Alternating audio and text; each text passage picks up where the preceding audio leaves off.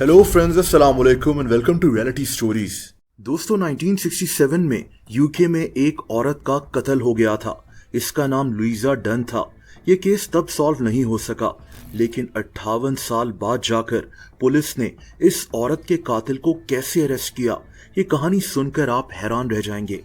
दोस्तों, ये 1967 का साल था। बर्तानिया के शहर ब्रिस्टल में गर्मियों का मौसम था।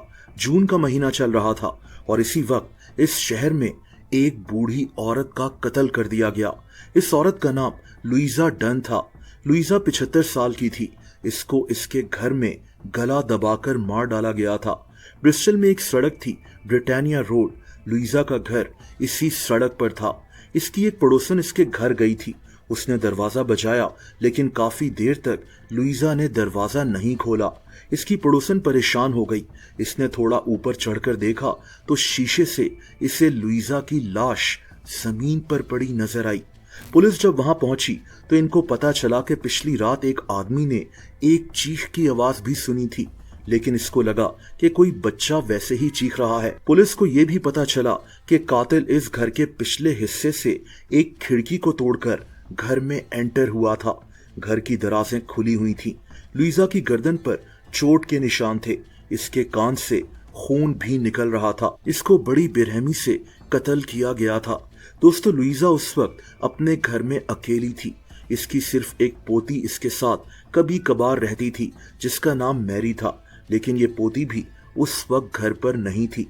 पुलिस के लिए ये केस अब एक चैलेंज बनने वाला था। उस दौर में सीसीटीवी कैमरास तो इतने होते नहीं थे। पुलिस के लिए ऐसे केसेस को सॉल्व करना इतना आसान नहीं था। दोस्तों, लुइजा अपनी जवानी में ब्रिस्टल की एक टोबैको फैक्ट्री में काम करती थी। इसके शौहर का नाम टेडी पार्कर था। इसके शौहर की कम उम्र में ही मौत हो गई थी और यूं लुइजा अकेली रह गई। इसकी बेटियों की शादी हो गई थी। इसका कोई बेटा नहीं था और अब लुइजा अकेली अपने घर में गुजारा करती थी। इसकी पोती इसके पास आकर रह लेती थी। बहरहाल, लुइजा के कत्ल की खबर ने ब्रिस्टल शहर को हिला कर रख दिया था। पुलिस इस शहर और आसपास के शहरों में कातिल को ढूंढ रही थी। ये अपने सारे वसाइल का इस्तेमाल कर रहे थे।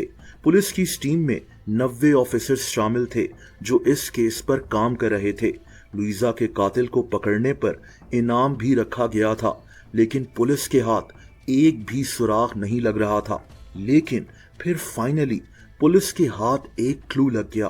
दोस्तों, लुइजा के घर की एक खिड़की से एक हाथ का प्रिंट मिल गया, जो कातिल के हाथ का प्रिंट हो सकता था। ये एक पाम प्रिंट था। पुलिस ने अब ब्रिस्टल शहर में लोगों के फिंगर और पाम प्रिंट्स हासिल करना शुरू कर दिए। ये एक बहुत बड़ा ऑपरेशन था। तकरीबन 19,000 लोगों के प्रिंट्स लिए गए।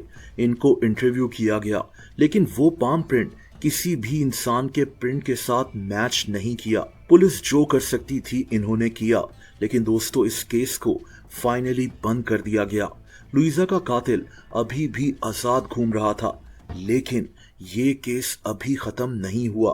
58 साल बाद 2024 में लुइजा का कातिल कैसे पकड़ा गया, ये कहानी आपको हैरान कर देगी। दोस्तों, पुलिस के पास लुइजा के कपड़े मौजूद थे।